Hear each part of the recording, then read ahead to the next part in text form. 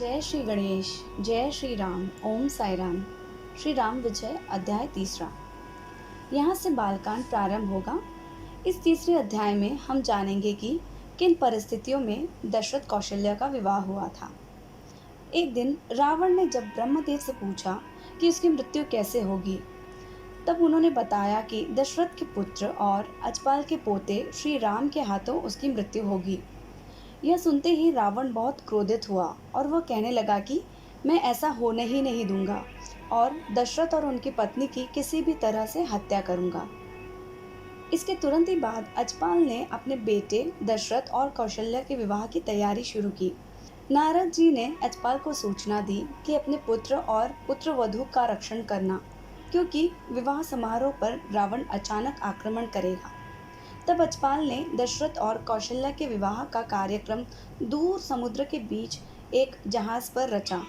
पुजारी विवाह की विधि करने ही वाले थे कि अचानक रावण ने अपने राक्षसों की एक बड़ी सेना के साथ जहाज पर हमला किया और उस जहाज को तोड़ दिया।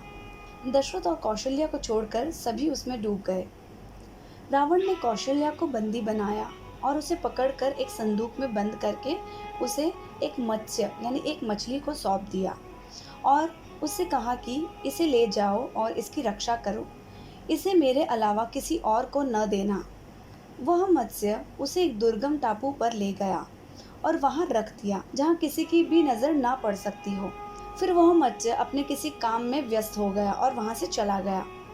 दशरथ भी समुद्र की लहरों में संघर्ष करते हुए संयोगवश उसी टापू पर आ पहुंचा जहां संदूक रखा था। विश्राम करने के लिए वह उस संदूक पर बैठ गया, क्योंकि वहां बैठने के लिए कोई दूसरी वस्तु नहीं थी।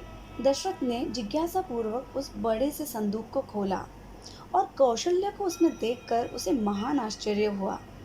इसी बीच नारद जी वहां आए और उनका विवाह संपन्न कर उन्हें यह कहते हुए आशीर्वाद दिया कि उनके यहाँ भगवान श्री राम का जन्म होगा। दूसरी ओर लंका जाकर रावण ने ब्रह्मदेव से कहा कि आपकी भविष्यवाणी अब सत्य नहीं होगी, क्योंकि मैंने उनके विवाह वाले जहाज को डुबा दिया है और कौशल्या का अपहरण कर लिया है।